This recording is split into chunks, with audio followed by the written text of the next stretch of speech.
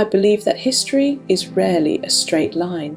It is a sprawling, unpredictable river, and few currents have been as powerful or as unexpected as the one that burst forth from the desert sands of the Arabian Peninsula. No one in late antiquity could have possibly dreamed that a civilization of such breathtaking scale would rise from that seemingly barren landscape. And yet, it did.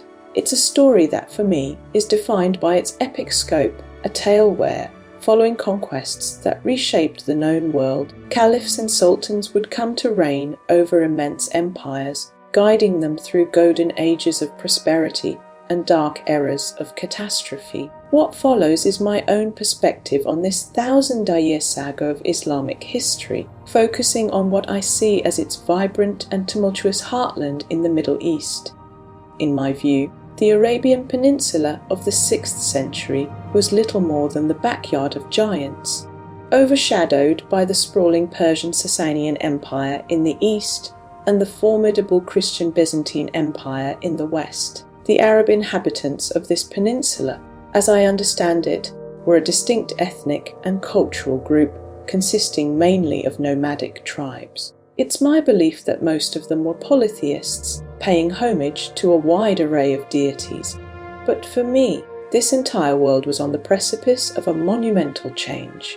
Around the year 570 CE, a man named Muhammad was born in the city of Mecca. According to the traditions of Islam, which I find central to this story, he was chosen by God to be the final prophet in a long and revered line that included figures like Abraham, Moses, and Jesus. I believe Muhammad's divine purpose was to spread the purest form of monotheism among the Arab peoples. Tradition holds, and I think this is a beautiful concept, that over many years the Qur'an was revealed to the Prophet in segments, which were later compiled into the sacred book of Islam. At first, it seems clear to me that Muhammad faced persecution, but after his pivotal migration to the city of Medina, an event so significant that it marks the very beginning of the Islamic calendar, he truly began to shape the new religion. From my reading of history, he consolidated the Muslim community, waged wars against the idolaters, and, in a masterstroke of statecraft, united the disparate Arab tribes into a single Muslim nation. When Muhammad died in 632, it plunged the fledgling nation into what I see as a time of profound crisis. The question was monumental. Who could possibly succeed a figure who was at once a religious, social, political, and military leader? This question of rightful leadership, I believe, would continue to be a central and often bloody theme throughout the entire history of the Islamic world. Muhammad's heirs, in my opinion, created a brilliant solution by establishing the title of Caliph, which simply means successor. The first 4 of these caliphs, known to history as the Rashidun or the rightly guided Caliphs, were chosen one by one, based on their close affiliation with the Prophet and their own personal qualities. They held this immense power for 30 years. During this period, what I see as the first true Muslim state began to emerge, complete with institutions, systems of taxation, and a working bureaucracy.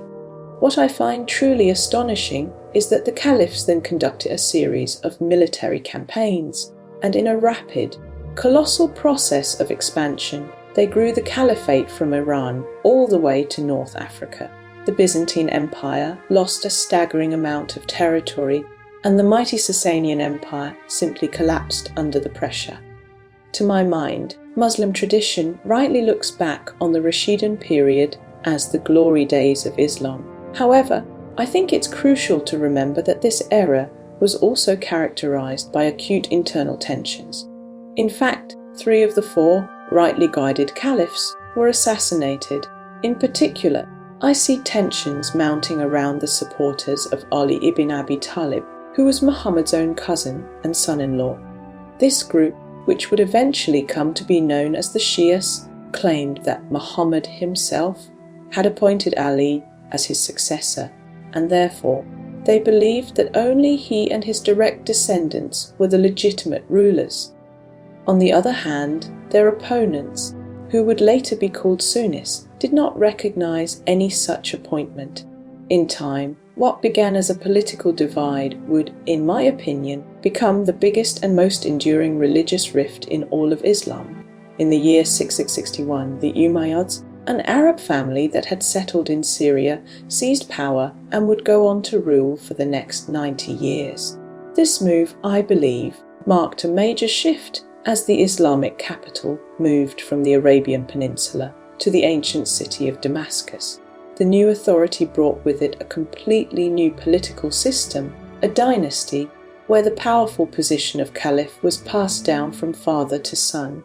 It was this Umayyad dynasty, as I see it, that led the second great wave of Islamic conquests, establishing a truly massive empire that stretched all the way from Central Asia to the Iberian Peninsula in modern Spain. It was the Muslim defeat at the hands of Frankish forces in the Battle of Tours that, to my mind, marked the definitive end of Muslim expansion into the West, a pivotal moment that effectively prevented the Islamization of Western Europe.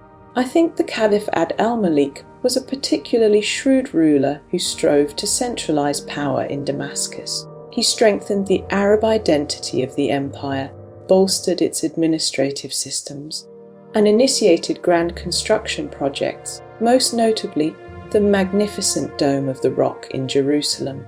But I also see that deep social and political divisions, as well as constant rebellions and civil wars, relentlessly shook the Umayyad Caliphate. In the Battle of Karbala, the Umayyads murdered Ali's son, an act that I believe delivered a resounding and formative blow to the psyche of the Shias. Finally, in the mid-8th century, the various opposition groups to the ruling power organized themselves into a military force that brutally and systematically massacred the Umayyad family. In 750, rising out of the chaos, the Abbasid dynasty came to power. They were, as I understand it, a Sunni Arab family that took great pride in its lineage, tracing it back to Abbas, who was Muhammad's uncle. With their rise, the long period of upheaval seemed to have finally come to an end. The leadership of the Abbasid Caliphs, it's incredible to think, lasted for more than 500 years.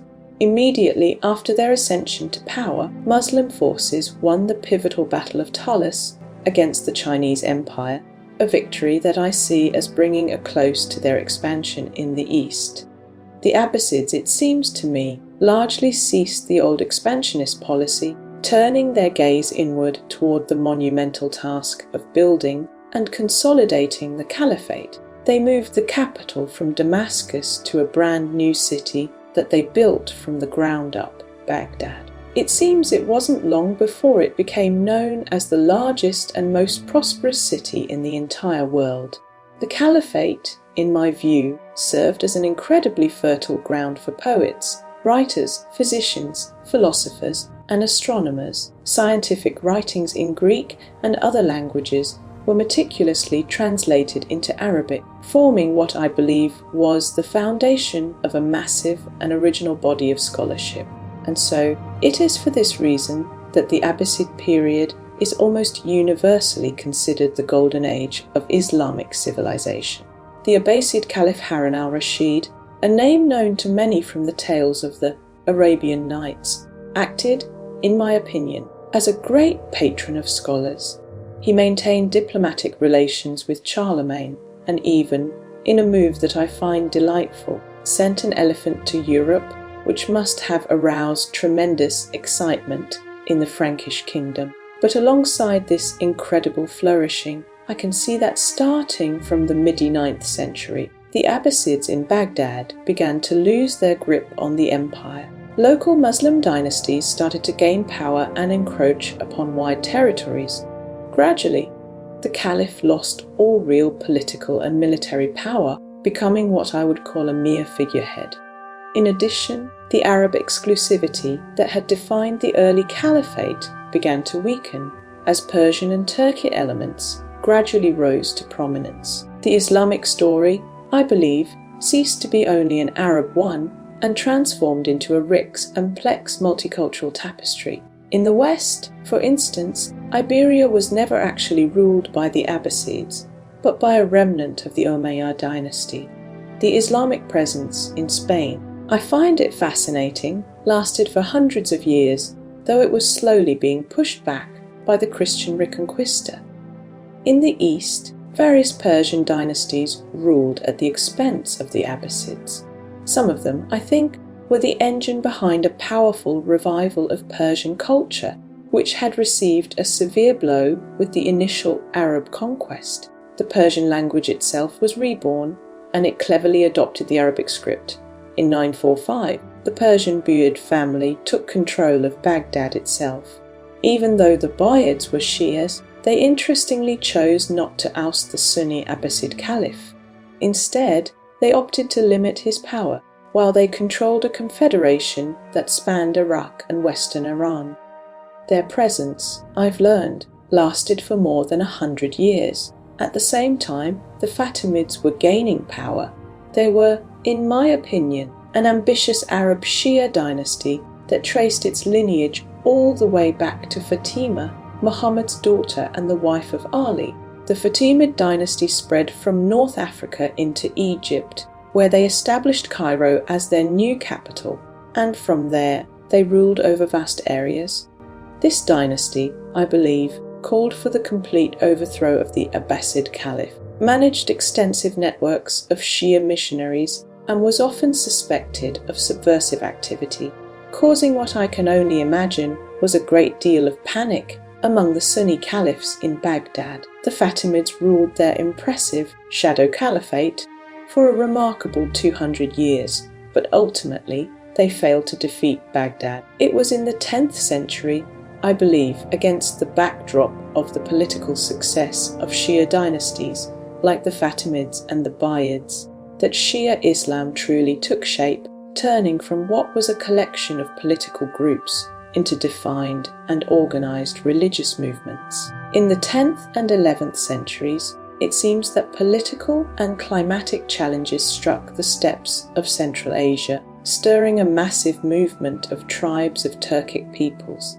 As I understand them, they were nomadic, with an economy based on horses and other livestock, and they were renowned as excellent mounted archers. Many of them began to pour into the Middle East. The process, as I see it, was threefold. First came conversion to Sunni Islam, then migration, and finally political takeover. In 1055, the Seljuks, a Sunni Turkic family, took control of Baghdad and decisively removed the Shia Buyids from power. They assumed the title of Sultan, a title that I think would remain central in the Middle East for centuries to come. The great Seljuks ruled over a wide empire, but much like the Buyids before them, they did not depose the Abbasid Caliph, but instead chose to control him. In fact, I believe the Seljuks actively defended the Abbasids against the Shia Fatimid threat, and became the agents of a new Sunni flowering. This, to me, indicates the immense symbolic centrality of the Abbasid Caliph and his role as what I see exclusive source of legitimacy in the Sunni Muslim world. In 1071, at the pivotal Battle of Manzikert, the Seljuk Sultan defeated the Byzantine Emperor. This victory, in my opinion, opened Anatolia to the Turkic tribes. In the following centuries, the once Greek Christian Anatolia was transformed into a Turkic Muslim land. The most prominent political power in the region became the Sultanate of Rum, which was a branch of the Seljuks. I believe the very bedrock of modern Turkey was formed in this period.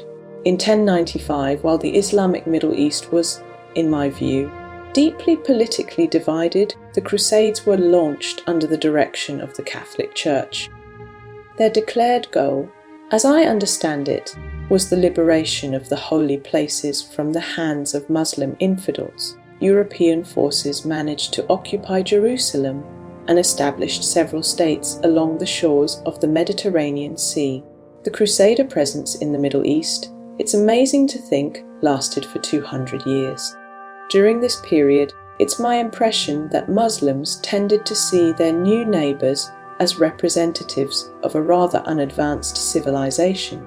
with a culture they considered inferior to their own. In the 12th century, Saladin, a member of a Sunni Kurdish family, rose to prominence. He was, by all accounts, a charismatic leader who eliminated the Shia Fatimid rule and founded the Umayyad dynasty, which ruled over both Egypt and Syria. Saladin famously fought the Crusaders, defeating them in the decisive Battle of Hattin in 1187, and he freed Jerusalem from Christian hands.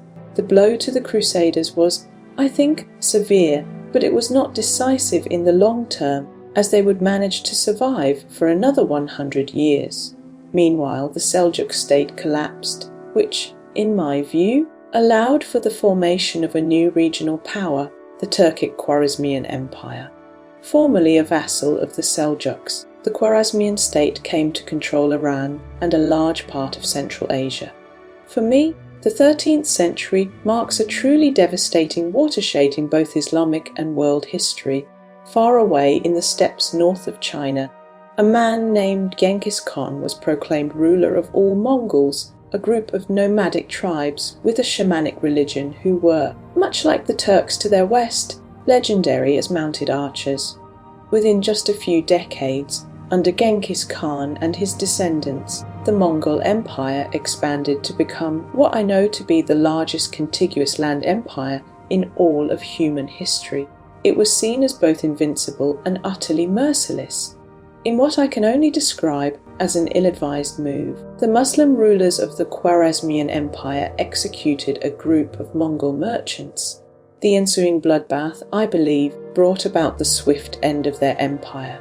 By the mid-13th century, the Mongols ruled over Iran, the Caucasus, and most of Anatolia. The Mongol ruler Hulagu Khan, who was Genghis Khan's grandson, then demanded that the Abbasid Caliph in Baghdad surrender.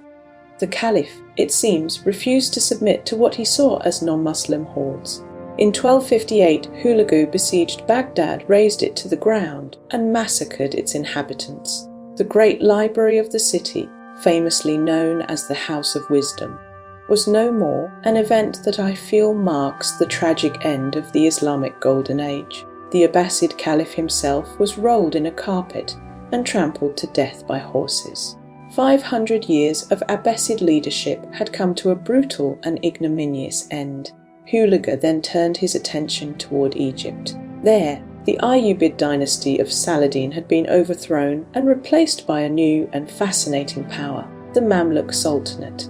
The Mamluks, as I understand them, were Turkic slave soldiers who were brought from the steppes, converted to Islam, and had served as an important military force for Muslim rulers since the 9th century. In 13th century Umayyad Egypt, this elite warrior class gained political power, and in a remarkable turn of events, the slaves became the masters.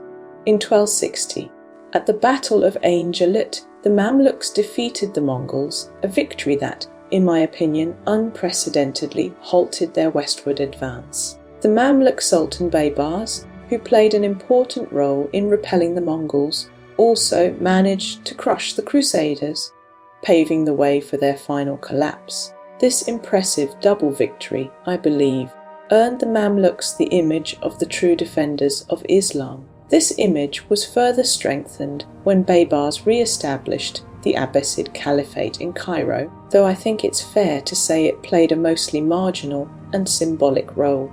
The Mamluks continued to rule for an impressive 250 years. By the end of the 13th century, the vast Mongol Empire had splintered into local Mongol dynasties, each led by the descendants of Genghis Khan.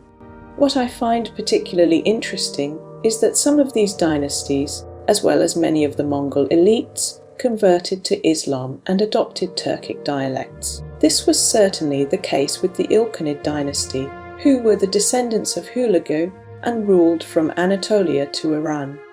The Ilkhanids, in my view, proved that the Mongols were not only brutal conquerors, but could also be agents of economic, cultural, and intellectual prosperity. The Ilkhanate collapsed in the 14th century and was replaced by an empire created by the notoriously cruel Turco-Mongol conqueror Timur. The Timurids, I feel, proved yet again that brutality and cultural flourishing are not, as one might think, mutually exclusive. The empire they built survived in some form until the end of the 15th century. At the same time, a new power was growing in the West. Around the year 1300, a man named Osman emerged as the leader of a small Turkic Muslim principality in Anatolia.